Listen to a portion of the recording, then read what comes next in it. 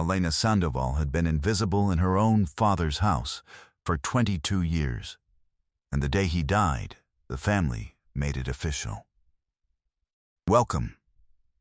If this story touches your heart, subscribe to the channel and leave a comment telling us where you are watching from. Share it with someone who needs to hear it today. This is the story of a woman who was never seen until the one man everyone else ignored decided to look. The rancho of Don Aurelio Sandoval sat on the western edge of Jalisco, where the Sierra dropped sharply into a long valley of mesquite and dry stone. It was a property that had fed 3 generations of Sandovals: cattle, corn, and a small orchard of peach trees that bloomed every April without fail. But no one spoke of Elena when they spoke of the ranch. No one spoke of Elena at all. She had been born with a condition that folded her legs wrong, and when she was 7 a mule had thrown her down a barranca that finished what birth had started. She moved through the world in a wooden chair that her father had built, solid, unbeautiful, functional, and she moved through it mostly alone. Her 3 brothers treated her the way men treat a room they no longer use. They kept the door closed and stopped wondering what was inside. Don Aurelio died on a Tuesday in the cold of early February, when the north wind came down from the Sierra and rattled every door on the property. He died without a priest, without a deathbed ceremony, without the last rites that the family should have called for days earlier. He died with Elena's hand in his and no one else in the room, because her brothers had gone into the town of San Marcos to arrange the papers and had not come back yet when the last breath went out of him. That evening, when Rodrigo, Martin, and young Flix returned with the notary and the smell of pokey on their coats, they found Elena sitting in her chair beside the bed, her mother's rebozo folded over her lap, her eyes dry.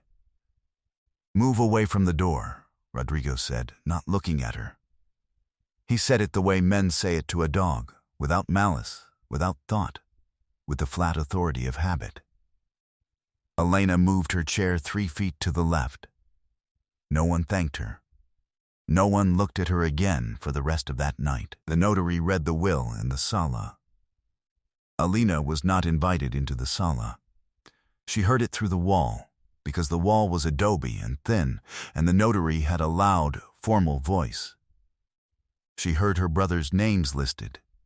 She heard the cattle, 43 head, divided 3 ways.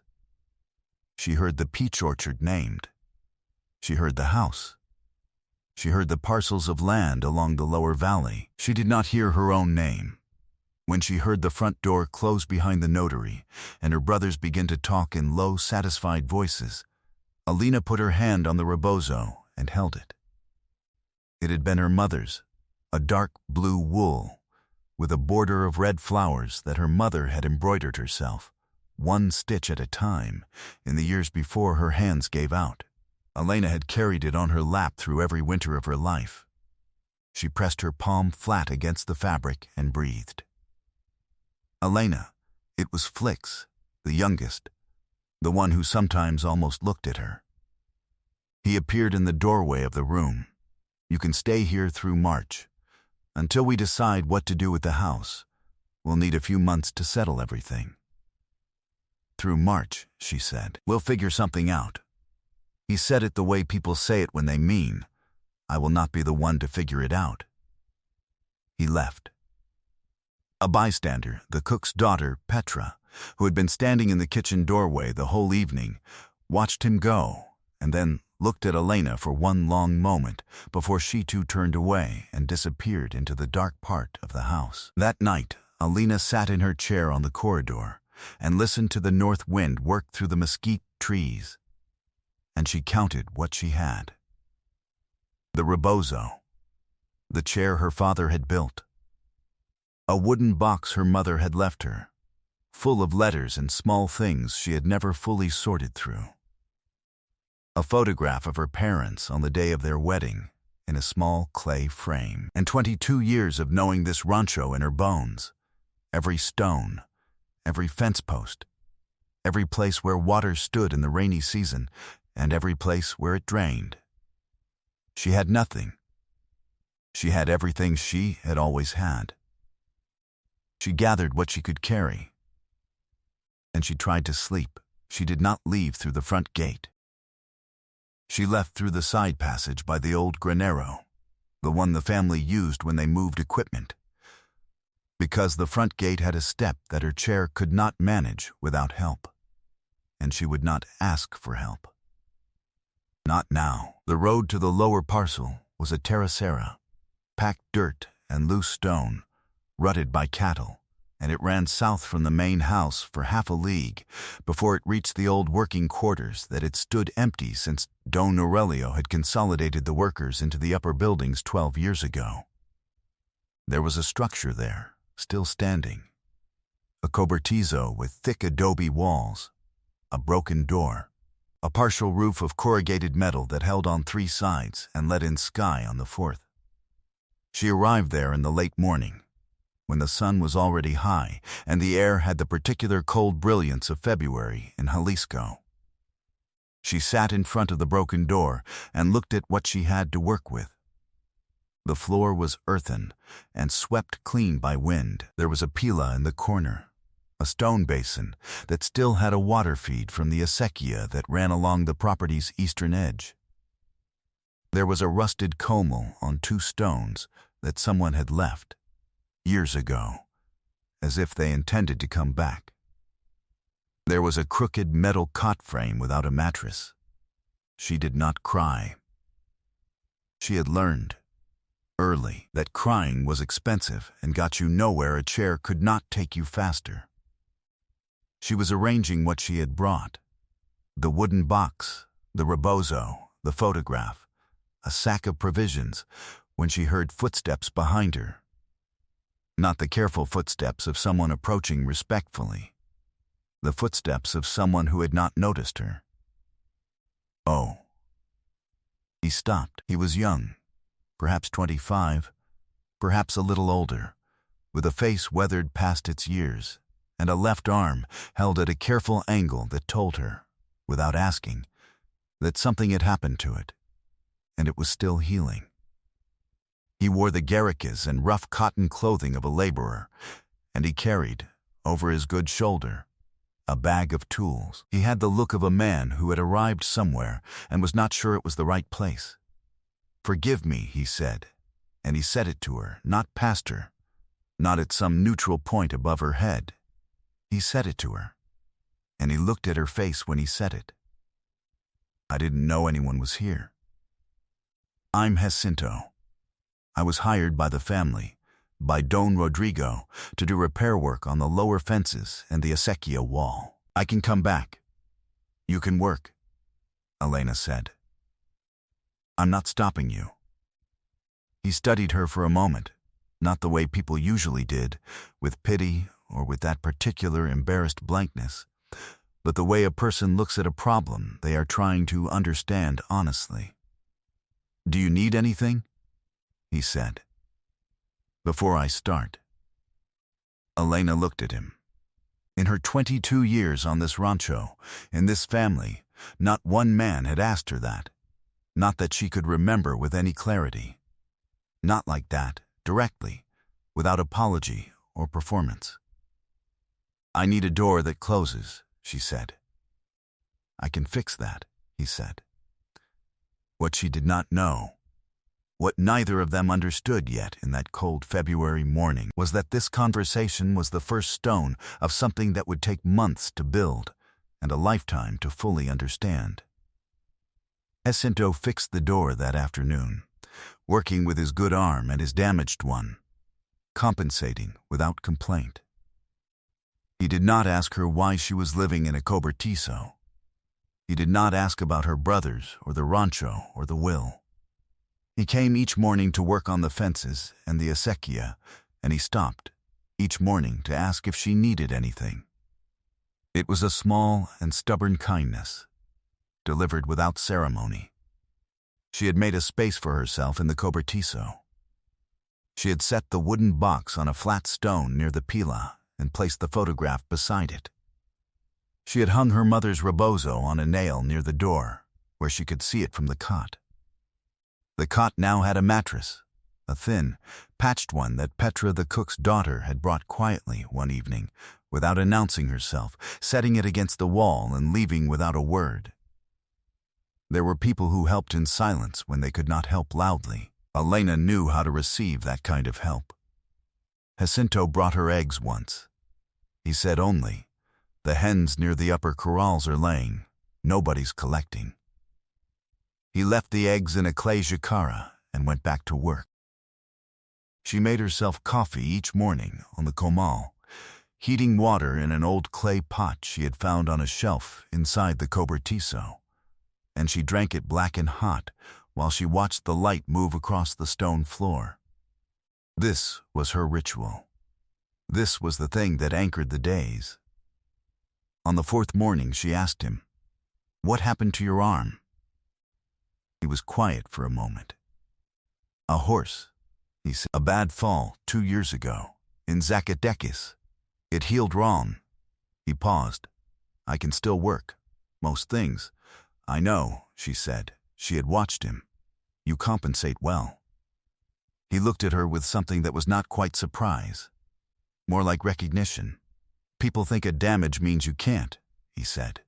"People think a lot of things," Alana said. He nodded and went back to his work. A week passed, then another. February gave way to March.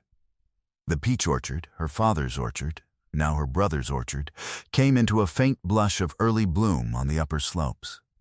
Elena could see it from where she sat each morning, the pink-white fuzz of the blossoms against the gray stone of the Sierra. Her father had loved those trees with a patience he had not been able to extend to people. She had understood that about him without forgiving it. One afternoon, Rodrigo rode down to the lower parcel to check on Jacinto's fence work, and he saw Elena in front of the cobertizo. He looked at her the way he always looked at her, briefly, assessingly, then away. "You should think about what you're going to do," he said. Not meanly. That was the worst of it. He was not mean.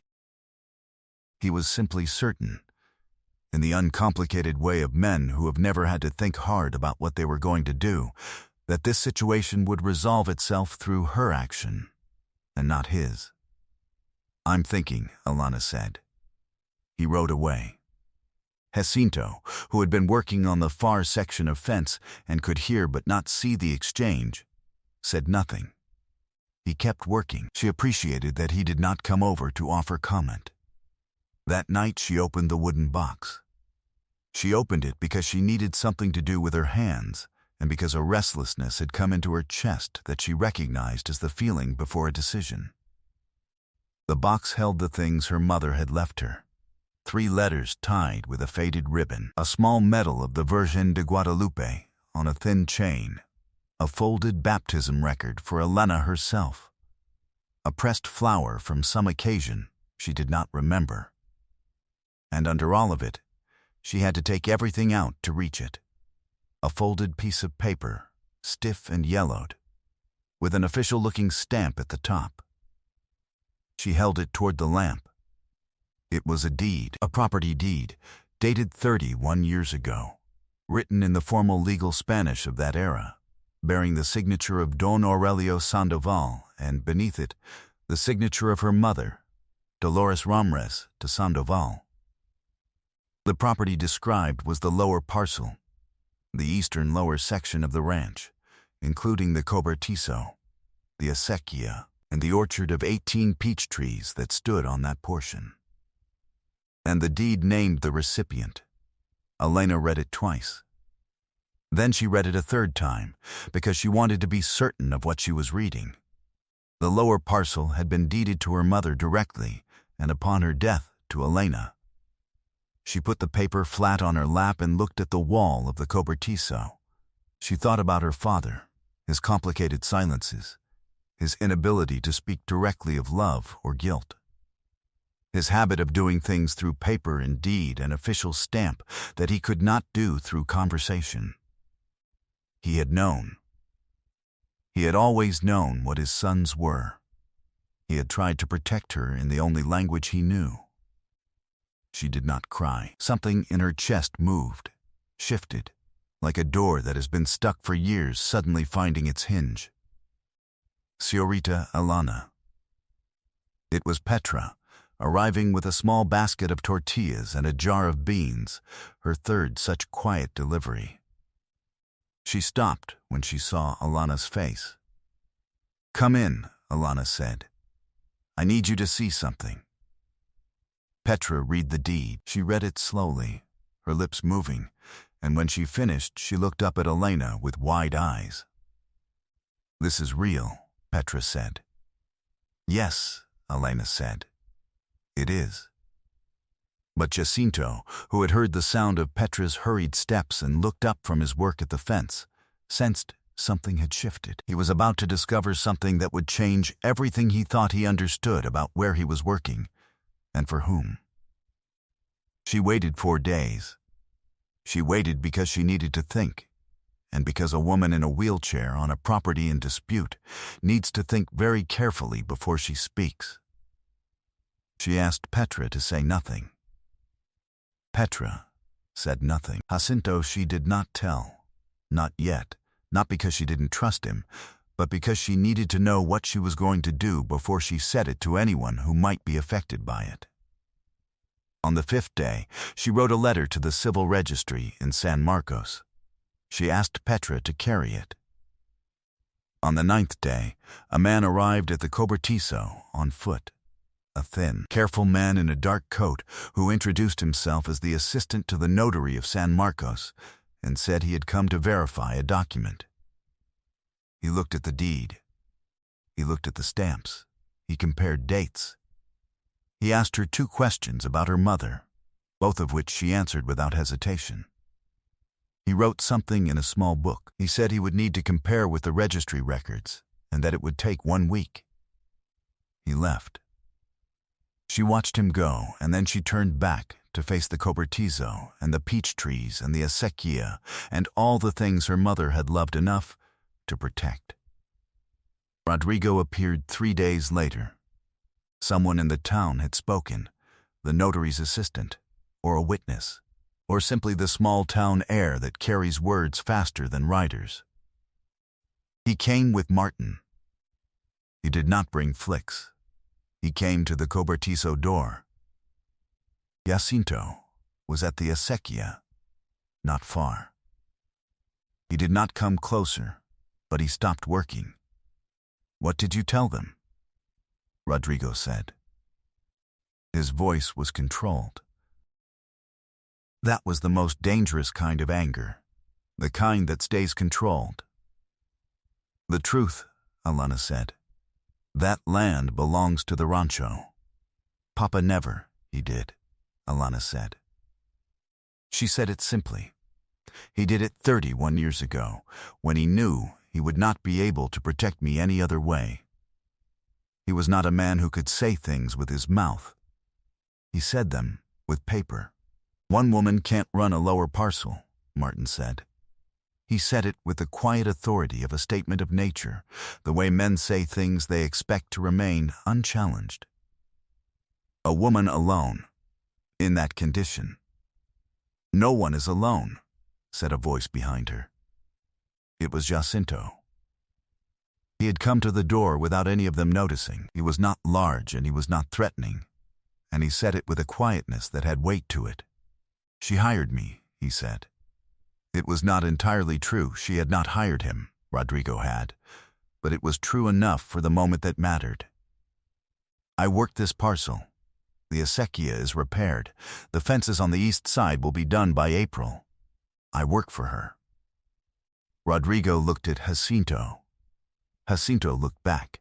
There was a long silence during which the north wind moved through the mesquite trees and made no comment. "You'll hear from our lawyer," Rodrigo said. "Tell him to bring the registry clerk," Alana said. She said it without raising her voice, with her back straight and her hands still on the arms of her chair. "Tell him to bring anyone he'd like. The deed is real, and the record will confirm it." They left. They left without striking anything, without any dramatic gesture, in a silence that was worse than shouting, the silence of men who have run out of the kind of strength they understand. Petra, who had been watching from behind the mesquite scrub 10 meters away, came forward when they were gone. Jacinto looked at Elena. Elena looked at him. "You didn't have to do that," she said. "No," he said. He said nothing more. He went back to the acequia. The community of the lower valley, the people who had watched and said nothing, the neighbors who had brought a chair or a basket of eggs under cover of darkness, the news reached them the way news reaches small places, through the walls, through the cooks, through the small quiet network of people who pay attention. By the following Sunday, 3 families had offered labor for the planting season. 2 had offered seed corn. By the time the peach trees came into full bloom in April, Alina Sandoval had a garden. It was not a grand thing. It was a square of cleared ground along the eastern wall of the cobertizo, where the sunlight was best, planted with frijol and kellites and a row of marigolds she had started from seed in small clay pots. The acequia fed it through a small channel Jacinto had cut. She worked it each morning from her chair, her arms strong from years of moving herself through a world that did not accommodate her, her hands now learning the particular conversation that passes between a person and soil. The wooden box sat on the shelf near the door, the deed folded back inside it, in its rightful place. On the nail by the door, her mother's rebozo hung in the morning light, the red embroidery catching it, the dark blue wool familiar against the white adobe wall.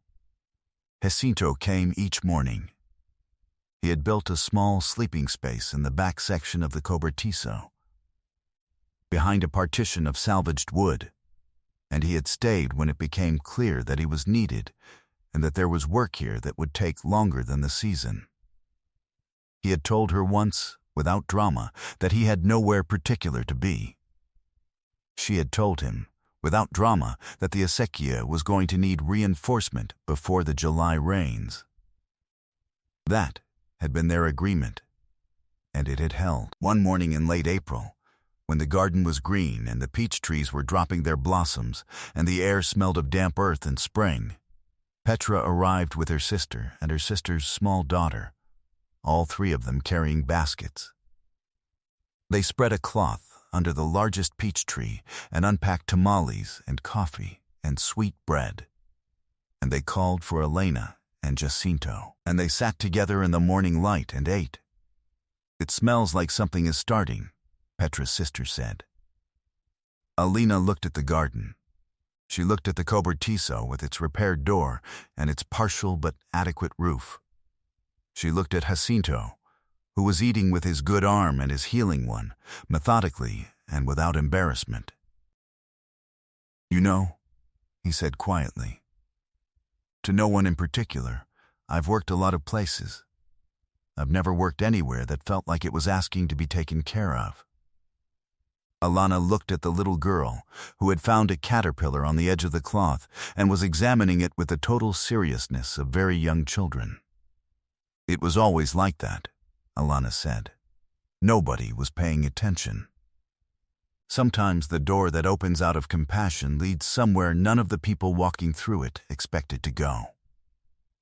Alina Sandoval had been invisible in her own home, on her own land, in her own life, until the day a man with a damaged arm asked her a simple question, and then kept asking it, day after day, until the asking itself became a kind of shelter. Has anyone ever believed in you just when you were beginning to doubt your own worth? If this story reached something inside you, leave a comment below and tell us where you're watching from. Share it with someone who needs to be reminded that being overlooked is not the same as being without value. Subscribe to the channel so you don't miss what comes next. Until the next story, one embrace. From this place to wherever you are. Jacinto set down his cup and looked across the garden and said, very quietly, to no one in particular, and to Elena in particular, soy de donde me quisieron. I am from wherever I was loved.